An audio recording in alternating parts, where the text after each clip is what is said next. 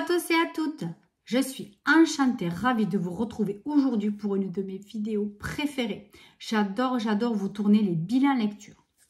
Alors, tout d'abord, j'espère que tout le monde va bien. J'espère que vous avez lu ce mois-ci. Alors, en tout cas, je remercie quelques-unes de mes abonnés. On n'a pas été nombreuses, mais il y en a quelques-unes qui ont joué le jeu. Donc, nous avons lu en lecture commune Rêver de Franck Tilliez. Voilà, on a été quelques-unes. Donc, je vais faire la revue lecture sur Instagram. J'ai absolument pas eu le temps, ni le courage d'ailleurs. Mais bon, je vais m'en occuper aujourd'hui, avant en tout cas de publier cette vidéo. Donc, je tenais à vous remercier, voilà, à celles qui ont participé. Alors, quoi vous dire de spécial ce mois-ci? Donc, j'ai lu un petit peu, comme d'habitude, à peu près mon rythme habituel. 5-6 livres habituellement. Là, quand même, j'en ai eu quelques-uns qui étaient assez gros. Donc, même Rêver de Franck Tilliez, il n'a pas l'air comme ça. Mais il fait quand même plus de 600 pages et c'est écrit petit. J'en ai lu un autre de Karine Gable qui pareil, faisait plus de 500 pages. Donc, là aussi, ça prend du temps. Bon. C'est toujours un plaisir de lire, donc je ne me dépêche pas de lire spécialement. Hein, voilà, je veux prendre mon temps et apprécier ma lecture. Alors, donc tout d'abord, je vais vous présenter Celle qui brûle de Paula Hawkins. Alors, comment vous dire que ce livre, je l'ai lu en tout début de mois. Je l'ai lu assez rapidement, je sais. Mais je vais vous avouer, je ne me souviens même plus de l'histoire. Mais alors, je l'ai complètement zappé. Je sais que j'ai pas trop aimé. Je sais que j'avais pas accroché. Je sais qu'il y a l'histoire d'un homme qui est retrouvé mort sur une péniche. Donc, il y a 3 personnes, 3 femmes qui sont un peu reliées donc, à ce meurtre, en tout cas, cette personne. Mais franchement, voilà. Donc, comment vous dire, c'est un trou noir. Voilà, je n'avais pas spécialement aimé. Et le titre, Celle qui brûle, je ne voyais pas vraiment l'intérêt du titre. Hein. Je m'attendais vraiment à autre chose. Alors, j'ai vu des revues, oui, thriller, addictif, angoissant, machin. Non, moi, j'ai pas du tout eu ça. Pas ressenti ça du tout. J'ai pas accroché. Bon, mais c'est dommage. Donc, je ne rentrerai pas plus dans les détails puisque, bon, je ne me rappelle plus du livre. Voilà. À peine le début, c'est tout. Donc, j'ai vraiment pas accroché. Désolée. Par contre, c'est la même autrice qui a fait La fille du train. J'avais vu le film, pardon, et je le livre à lire. Donc, j'avais beaucoup aimé le film. Il faudra que je lise le livre. Je l'ai dans ma palle, mais bon, parmi tant d'autres livres, il faudra que je le sorte un jour.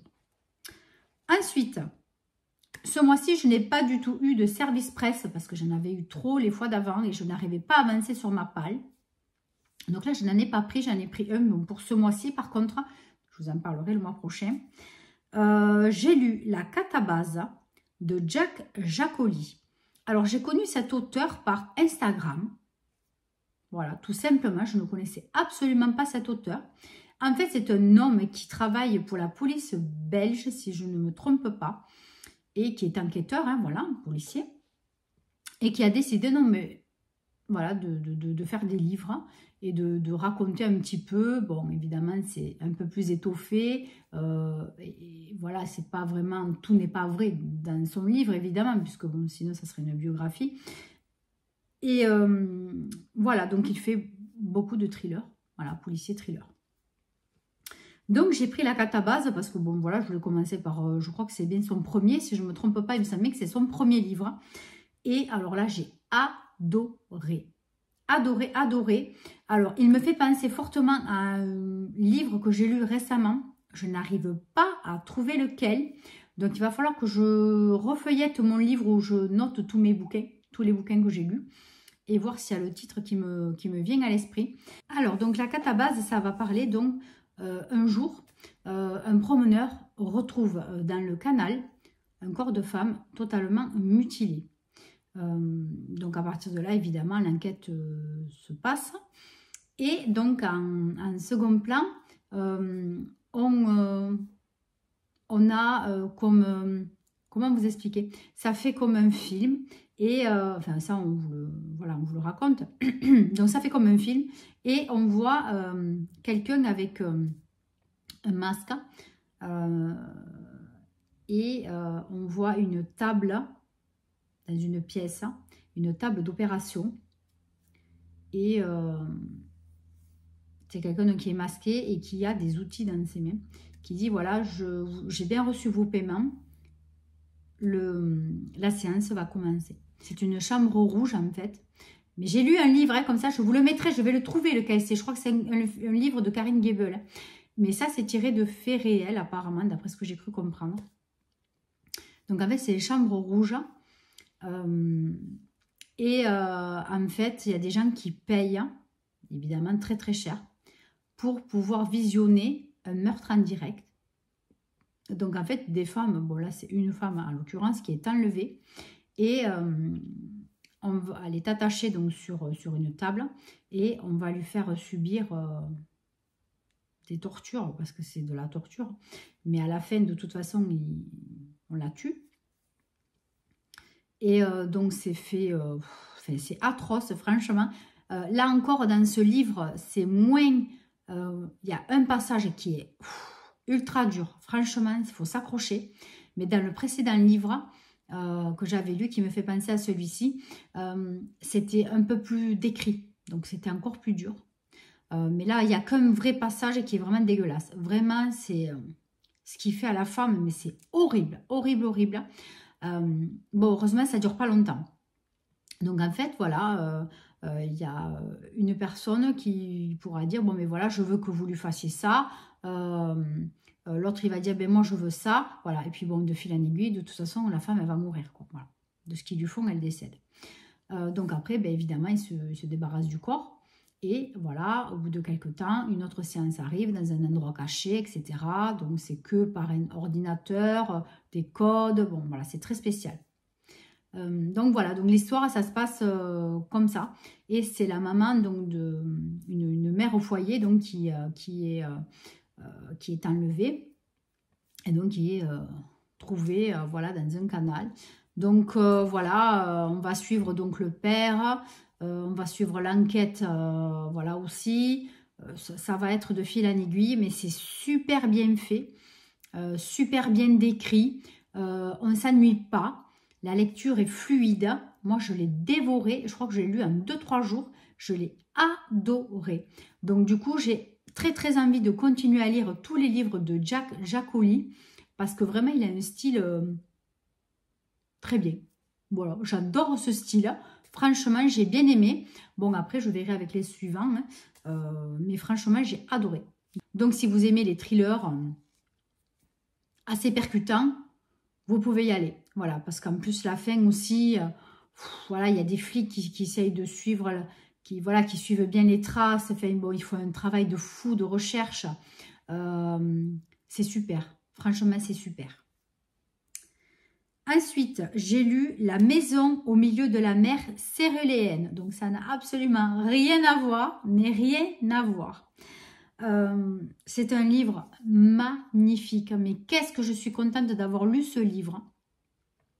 Alors, on va parler d'un homme qui travaille donc pour le ministère de la magie, qui fait des rapports toute la journée, qui s'ennuie un peu dans son travail, sauf quand il va visiter des enfants dans des orphelinats, qui ne sont pas vraiment des orphelinats, puisqu'ils ne sont rarement, voilà, ils ne sont pas forcément adoptés.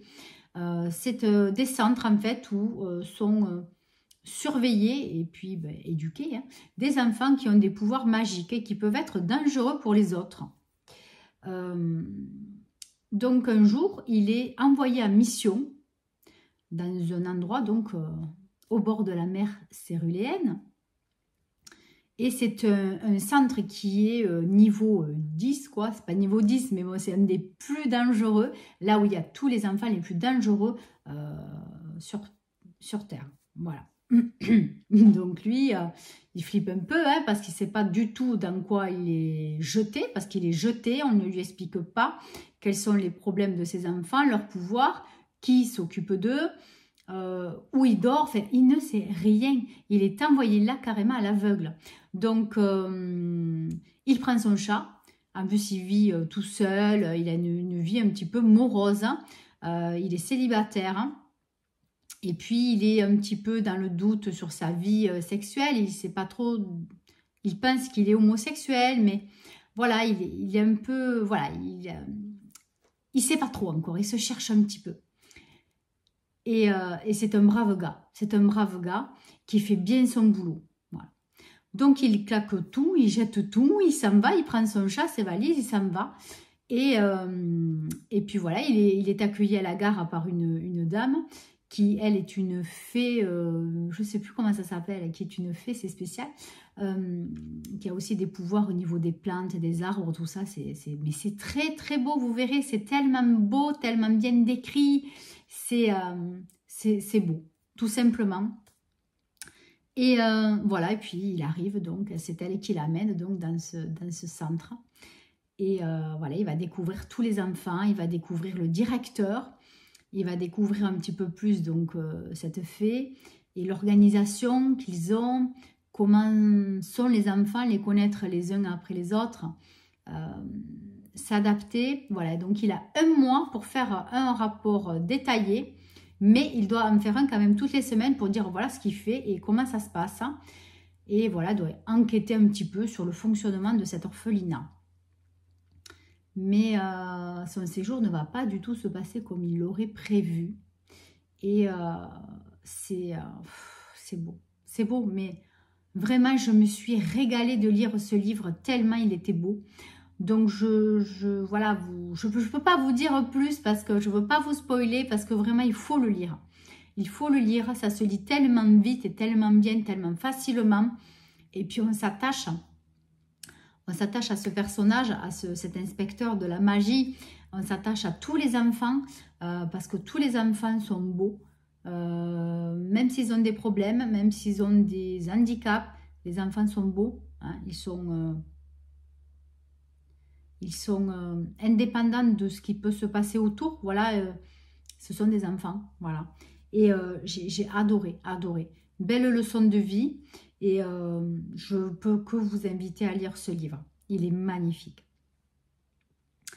Ensuite, j'ai lu Juste une ombre de Karine Gebel. Je vous ai dit que tous les mois, je vais m'obliger à lire un livre d'elle parce que je suis tellement amoureuse de ces livres que voilà, il faut que j'arrive à tous les lire. Il n'en reste pas encore 50, hein. Il doit m'en rester 5, je crois. Mais voilà, au moins tous les mois, m'obliger à en lire un. Donc, Juste une ombre. Donc, c'est celui-ci. Donc, les autres, oui, ce sont des formats numériques. Hein. Donc, voilà, vous avez vu, c'était que la couverture sur la liseuse ou l'iPad. Des fois, je lis des fois sur l'iPad, suivant comment je télécharge. Donc, Juste une ombre. Voilà, donc en fait, c'est l'histoire. Comment elle s'appelle déjà, cette fille? Déjà, j'ai zappé son prénom. Il s'agit de l'histoire de Chloé. Chloé qui a un poste ultra important dans une grande agence, qui s'apprête peut-être à être nommée directrice puisque son directeur va partir en retraite, donc elle est en lice avec un autre employé. Donc c'est une fille qui est très droite, très sûre d'elle, vraiment un peu autoritaire aussi, voilà, qui n'est pas très souple avec les employés, mais qui se donne à fond pour son boulot. Donc qui est depuis quelques mois avec Bertrand. Bertrand qui est un beau mec, qui a une super situation, voilà, donc ils sont très très heureux. Donc souvent lui, voilà, vient chez elle, rarement chez lui. Voilà, plus ça va, plus ils sont ensemble. Donc elle est heureuse dans sa vie de couple et donc il lui manque que ça, voilà, d'intégrer donc le poste de directrice de son agence.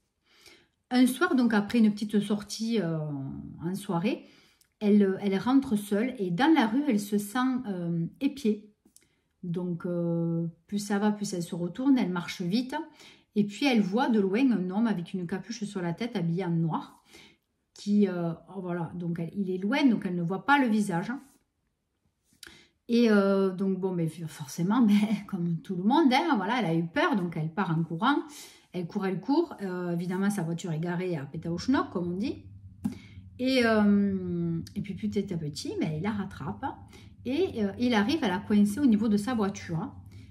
Donc là, il fait nuit, pas trop de réverbère, elle ne voit pas son visage. Donc il la plaque contre un mur. Il ne lui dit rien. C'est un truc de fou, mais comme ça doit trop faire peur. Il ne lui dit rien. Il la tient comme ça pendant quelques secondes. Elle, qu'est-ce qu'elle fait? Elle est tétanisée, se pisse dessus. Enfin, bon, c'est un truc de fou, trop peur qu'il lui fasse du mal. Et puis d'un coup, il la lâche et il s'en va.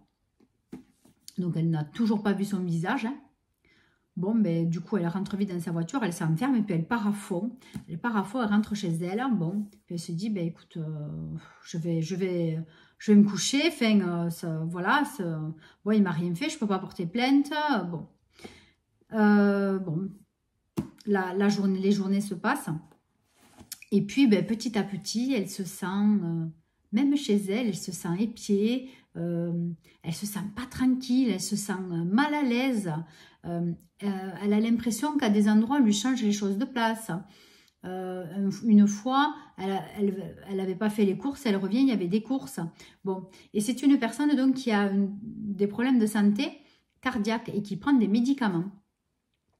Donc elle se dit peut-être que j'en prends trop, ou justement je ne suis pas bien en ce moment, il faudrait que j'en prenne un petit peu plus. Donc elle fait un peu n'importe quoi dans ses dosages. Donc au fur et à mesure, voilà, elle commence à mal dormir, donc elle prend des somnifères pour dormir. Voilà, elle se sent épiée au bureau. Elle a l'impression qu'il y a quelqu'un dans l'immeuble d'en face qui ne fait que la regarder. Donc elle baisse ses stores. Enfin bon, elle commence à être un peu dans la paranoïa. Son petit ami commence à en avoir ras-le-bol. Il y a un petit épisode d'un soir où elle entend un bruit. Lui dit, écoute, reste au lit, je vais aller voir ce qui se passe. Elle se rendort et puis au bout d'une demi-heure, elle se réveille et puis mince, son copain n'est plus à côté d'elle. Donc elle se demande qu'est-ce qui se passe. Donc elle s'habille, elle va voir dehors. Et quand elle arrive au niveau du garage, puisque le garage était ouvert, et quelqu'un la bouscule, elle tombe, elle se cogne la tête. Son compagnon revient, il lui dit, mais qu'est-ce que tu fais? T'es tombée, qu'est-ce qui t'arrive? Elle lui dit, je sais pas, je crois qu'on m'a percuté, il y avait quelqu'un, est-ce que tu as vu? Il y avait quelqu'un, il y a quelqu'un qui m'a poussé, je suis tombée, je me suis cognée, il y avait quelqu'un. Il lui dit, mais non, j'étais juste là dans la rue, il y avait eu un accident, donc j'ai aidé les personnes, rien de grave, mais bon, j'aurais vu s'il y avait quelqu'un qui était sorti de la maison ou du garage. Donc il lui certifie. Bon, voilà, donc elle se dit, mais c'est pas vrai, je deviens folle. Donc voilà, elle commence à tomber dans ce délire. Elle commence à boire en même temps. Bon, et elle va chez les flics. Voilà, elle va chez les flics, elle raconte son histoire. Évidemment, on ne la croit pas. On ne la croit pas. Donc, et puis bon, elle part s'aérer l'esprit, elle va se promener dans un endroit. Et puis, elle croise un homme. Et leurs yeux se... Il y a un truc qui se passe entre eux. Leurs regards se croisent. Et lui, c'est Alexandre, qui est flic, justement, qui est en train de perdre sa femme, qui va mourir d'un cancer. Donc, son seul échappatoire, c'est son boulot. Car le soir, voilà, il retrouve sa femme qui est soit endormie à cause de la morphine ou en train de pleurer de douleur. Donc, voilà, il vit des moments très, très difficiles. Et voilà, donc lui, il continue son petit train-train. Et puis, bon, ils vont se revoir. Ils vont se revoir, puisqu'elle, il va lui arriver encore des problèmes. Et lui va vouloir l'aider. Voilà. Lui seul va vouloir l'aider. Mais est-ce que c'est vrai? Est-ce qu'elle n'est pas parano? Est-ce qu'elle est schizophrène? Est-ce que c'est vrai? Est-ce qu'il y a vraiment quelqu'un qui lui fait peur? Quelqu'un qui la poursuit? Quelqu'un qui la persécute? Vous allez voir. Moi, j'ai adoré. En plus, il était hyper long, c'est clair. Il fait presque 600 pages. Mais je ne me suis pas ennuyée encore une seule fois dans ce bouquin. Mais c'est un pur régal. Voilà. C'est pas parce que c'est Karen Gable, mais c'est parce que le livre est top. Voilà. Donc, si vous aimez les thrillers un peu psychologiques, enfin un peu psychologiques tout simplement, foncez, vous allez adorer. Il est percutant, il est addictif. Franchement, je l'ai lu en une semaine peut-être, mais il est gros. En ayant que le soir pour lire, franchement, mais l'éclate totale. L'éclate totale. Donc, je vous le recommande à 100%. Et puis, pour finir, presque, donc j'ai lu Rêver de Franck Tilliez, qui me faisait penser aussi à un certain livre que j'ai lu, mais il y a très, très, très longtemps. mais là, je n'arrive pas à me rappeler. Il faudrait que je fasse des recherches, je vais essayer de trouver. Puisque justement, avec une des abonnées qui a lu ce livre, elle aussi s'est dit, mais il me semble l'avoir lu. Voilà. Donc, on vous dit qu'il est brillant, déstabilisant, addictif. Donc, oui. J'ai eu très peu de moments où je l'ai trouvé mou. Mais très très peu. Je crois peut-être mon petit passage qui est un petit peu... c'est un peu lancinant. Mais j'ai vraiment adoré. Donc, en fait, ça va parler d'Abigail. Abigail est une psychologue qui fait des expertises criminelles avec la police. Donc, elle travaille avec la police. Et elle souffre de narcolepsie sévère. Donc, c'est-à-dire que déjà, elle peut s'endormir à n'importe quel moment de la journée. Bon, là, elle prend des traitements, mais ça peut lui arriver. Voilà, dans la journée, d'un coup, elle sent pas, mais elle va tomber. Il faut que vite qu'elle se couche. Et donc, elle confond donc tout ce qui est rêve et réalité. Donc ça, c'est vrai que ça peut être très compliqué dans la vie de tous les jours. Donc un jour, son père va lui dire, bah, écoute, viens, ce week-end, je te récupère toi et ta fille et je vous amène en vacances. Voilà, on part le week-end, il faut qu'on parle, il faut qu'on se voie et on ne se voit plus, etc. Voilà, je vous embarque. Seulement, au cours de cette sortie, elle va être la seule indemne. Il va y avoir un accident et son père et sa fille vont mourir. Ensuite, donc, au second plan, vous avez une enquête pour une disparition d'enfants. Elle travaille là-dessus avec la police. Elle est d'ailleurs en couple avec un des policiers qui s'occupe de tout ça. En fait, des enfants sont enlevés. Donc là, il y a eu 4 enfants qui ont été enlevés. Le jour où les enfants sont enlevés, le kidnappeur laisse dans un endroit un peu isolé un épouvantail avec les habits de l'enfant enlevé. Donc on ne sait pas s'il leur fait du mal, s'ils sont morts, on ne sait rien. Donc ça fait des mois que les flics patinent sur cette enquête. Et donc là, ils sont au 4e enfant. Donc voilà, ensuite, voilà, tout est relié en fait. Voilà, tout va être relié. L'accident de son père et de sa fille, donc qui décèdent. Elle qui ne sait pas du tout ce qui s'est passé parce qu'évidemment, elle s'est endormie. Voilà, elle prend des médicaments qui sont très très lourds. Donc, elle ne sait pas du tout ce qui s'est passé. Donc, voilà, il va y avoir l'enquête des flics. Elle va faire son propre suivi, sa propre enquête. Et en fait, elle va se dire qu'elle devient complètement folle. Mais est-ce que c'est vrai ou pas? Donc, elle va totalement mélanger les rêves, la réalité. Elle va essayer de trouver la trace de son père parce qu'elle va s'apercevoir que son père, en fait, qui est un ancien douanier, avait une seconde vie. Voilà, donc elle va faire sa propre enquête, mais tout va être lié jusqu'à la fin. Et on se prend vraiment de pitié pour cette pauvre psy qui vraiment, elle est noyée dans ses rêves et dans sa réalité. Des fois, elle est obligée de se piquer avec une aiguille pour se dire, mais merde, je rêve ou je rêve pas, quoi. Donc, voilà, Et après, elle en vient même à se brûler avec une cigarette, vous verrez dans le livre. Moi, j'ai adoré. Franchement, j'ai adoré.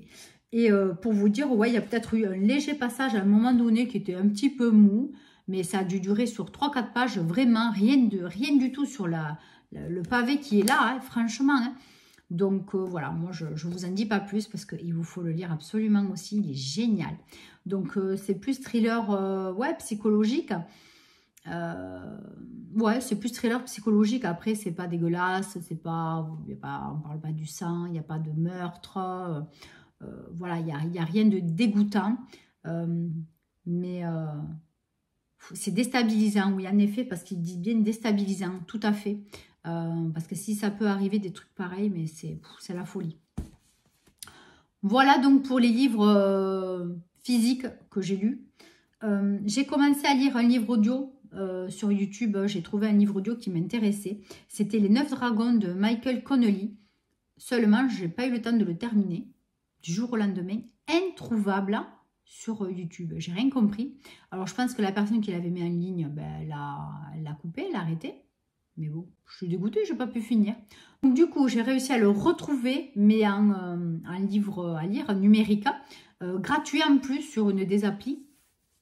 Parce que vous avez Kobo by Fnac. Qu'est-ce que c'est qu'il y a aussi? Il y a Oh, il y en a d'autres encore, je ne sais plus sur laquelle je l'ai trouvé. Bon, j'ai eu de la chance, il était gratuit. Bon, après, ça ne m'empêche pas d'acheter les e-books. Hein. J'en achète de temps en temps, de toute façon. Hein. Voilà. Bon, ben, du coup, je vais continuer ma lecture sur ça. Il me reste un tiers du livre à lire encore. Donc, voilà, ça, ce sera pour ce mois-ci. Il faut absolument que je le termine, tant que je me souvienne de l'histoire. Voilà, donc je suis désolée pour le premier livre, Celle qui brûle. Franchement, je ne me souviens pas. Et puis, j'ai même pas envie d'aller chercher parce que j'ai pas accroché. Voilà, j'ai pas accroché. Donc, pour ce mois-ci, je n'ai pas réfléchi au challenge. Donc, je pense que je vais vous laisser tranquille. Et puis, si ça me pique, ben, pourquoi pas, je vous en parlerai dans une vidéo. Pourquoi pas. Mais je pense plutôt pour le mois d'avril. On fera une autre lecture commune pour le mois d'avril. Donc, je vous dirai ça sur le bilan de mars. Et on lancera de nouveau. Alors, je pense que là, je vous laisserai le choix entre 2 livres au moins. Voilà. Pour ceux qui ne sont pas peut-être fans des thrillers comme moi ou des policiers, puissent lire peut-être autre chose. D'un petit peu plus feel good peut-être. Moi, j'aime pas tout ce qui est feel good, mais une fois de temps en temps, ça passe. Voilà, on verra. Donc, pour début avril, je pense vous relancer sur une petite lecture commune. Donc, écoutez, j'espère que vous avez passé un bon moment avec moi. Moi, écoutez, j'ai soif, je n'ai fait que parler. Donc, il me tarde d'aller boire un petit coup. Sur ce, écoutez, surtout, faites de bonnes lectures. On peut faire de mauvaises, mais bon, voilà, c'est le jeu, ma pauvre Lucette. Allez, je vous embrasse très très fort et à très très bientôt. Bye bye.